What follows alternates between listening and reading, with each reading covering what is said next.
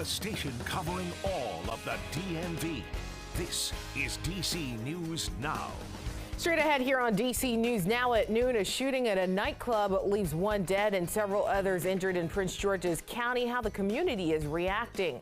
Plus, police released new video showing the suspect in the deadly shooting at a Nashville school. What we're learning about the victims. But first, here's meteorologist Damon Matson.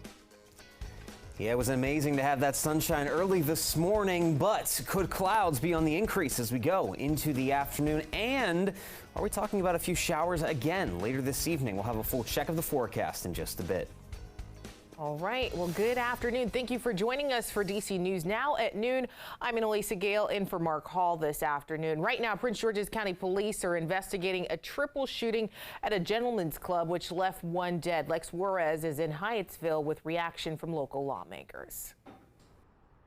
Well, 3 people were shot here at the area code Gentlemen's Club. All of those men taken to a local hospital, and one of them passed away. Now, police have been out here for hours after the shooting, investigating and trying to put the pieces together. There were dozens of evidence markers on the ground just outside of the club. Prince George's County Police tell me that some of the victims were hit in the parking lot, but some bullets did go through the building and hit people inside. The shooting happened around 12:40 in the morning. The club was open at the time. According to the business's website, it's open until 2 in the morning on weekdays. Now, exactly why the shooting happened is still unclear, but the District 2 council member who actually lives right down the street says it's important to her to make sure that people feel safe in this community. We just have a lot of challenges around public safety and crime.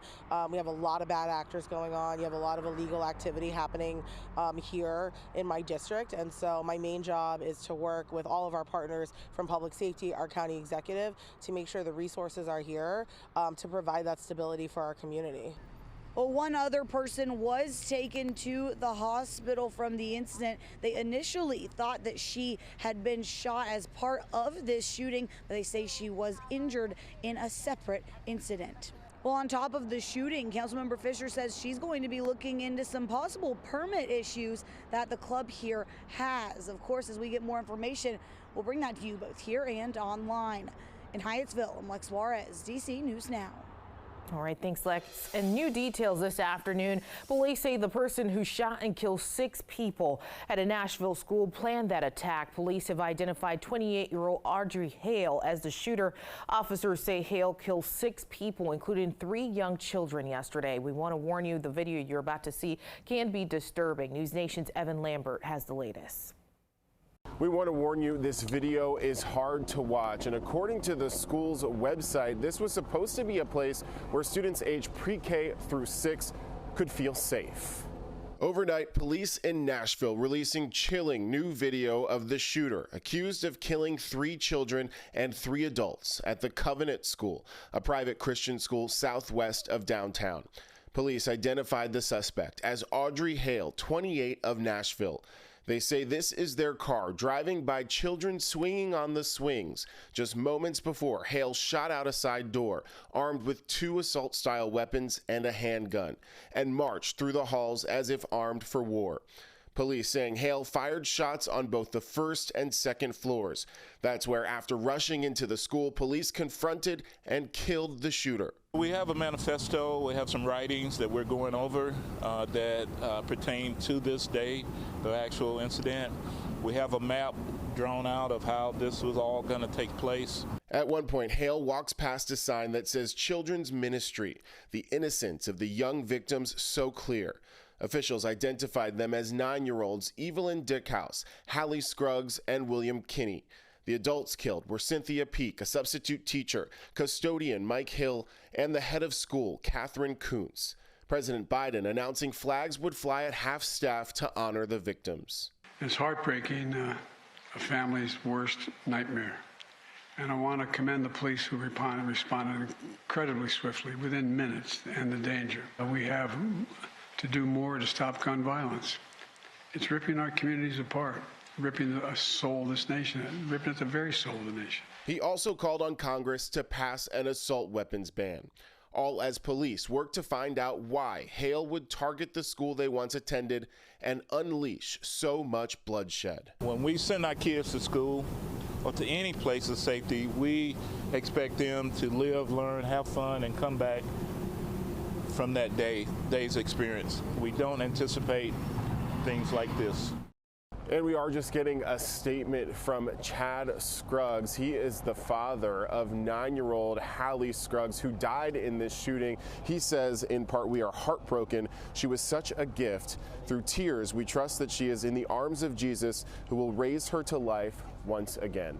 In Nashville, Evan Lambert, News Nation. And as of this afternoon, there have been 131 mass shootings in the U.S. this year. That's according to the nonprofit Gun Violence Archive. The organization has been tracking gun violence since 2013. This year, 59 children through age 11 have been killed by gun violence and 129 have been injured. Meanwhile, 343 teens from 12 to 17 have been killed by gun violence. 827 have also been injured.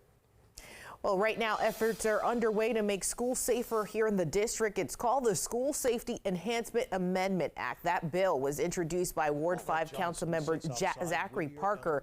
He says the School Safety Enhancement Amendment Act would create safety directors for every single school in D.C. The job of the safety directors would be to oversee safety in each school. The bill would also create the role of assistant safety director in high schools. D.C. school officials say the district has school resource officers, but Councilmember Parker says the SROs are already doing a lot, and safety is a concern for not just officials, but also loved ones who drop off and pick up their kids at school.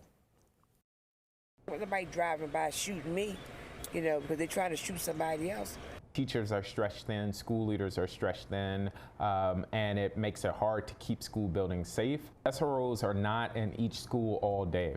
We have SROs that are split between schools. Councilman Parker says currently about 60 school resource officers patrol D.C. schools, and adds next year funding will only provide for about 40 SROs. 5 other council members are also co-sponsors on that bill. Well, right now, a staffer for Senator Rand Paul is recovering after being stabbed in D.C. over the weekend. The senator says his staffer was attacked in broad daylight. It happened along 8th Street in Northeast D.C. Saturday. The staffer was sent to a nearby hospital with life-threatening injuries.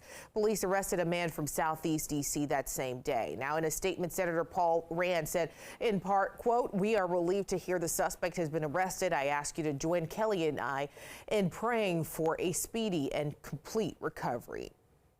Well, checking in on those cherry blossoms peaking in all their glory. While the Tidal Basin may be the most famous spot to see the flowers, it's not the only place to watch. We're breaking down 5 just as beautiful places you can check them out. Haynes Point, East Potomac Park, the National Arboretum, and Congressional Cemetery are home to the blossoms as well. Or you can try walking through Bishop's Garden at the Washington National Cathedral or Bethesda's Kenwood neighborhood to see those blossoms in their glory as well. Well, meteorologist Damon Matson is here now to talk about today. So far, it's been pretty good here. Yeah, not a bad day to get out and walk around. Maybe see some of those beautiful flowering blossoms. But we are tracking some changes as we go into the afternoon hours. And some of that is brought on by the slightly breezy winds we have out there as of the 12 o'clock hour. There you go. Wind speeds 10 to 15 miles an hour. Noticeable, but not too impactful. And we'll see these northwest winds continue for the most part as we go through the rest of the day before it will finally calm down later on tonight. Now, again, along those northwest winds, we have had some clouds getting ushered in from the north. There's been a good amount of clouds to our south as well. Now, we've been wedged in between these 2 cloud decks, allowing for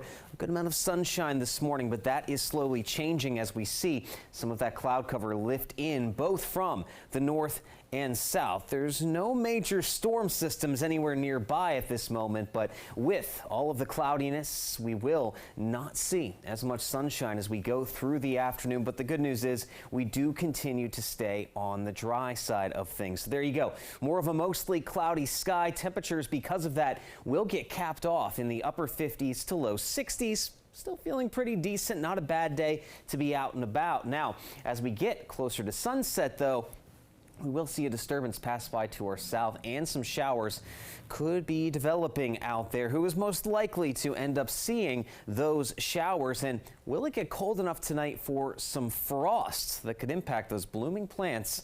We'll have a full check of the forecast coming up here in just a bit. All right, thanks, Damon. Well, with spring here, people are starting to clean out their homes and selling items they no longer need. Before you head to social media sites like Facebook Marketplace, though, beware. The Better Business Bureau now saying there are scammers on those platforms. The Bureau also says they have new tricks up their sleeves. The BBB warns scammers will contact you and only want to pay using a peer-to-peer payment app. Those include platforms like Zelle or Cash App. The scammer will then send you more money than you're asking. They will then ask you to send that extra back. And as more and more people are buying online, again, you've got to do your homework, be very careful, and make sure you're dealing with a legitimate person or legitimate company. So again, here are 3 things you need to watch out for to avoid becoming a victim. Do not trust anyone willing to overpay you. Also, check email addresses carefully. Scammers will use fake emails similar to official ones from payment apps. And finally, know payment app policies before you use them. Scammers often make up fake policies to trick you. If you spot a scam, report it to Facebook Marketplace right away.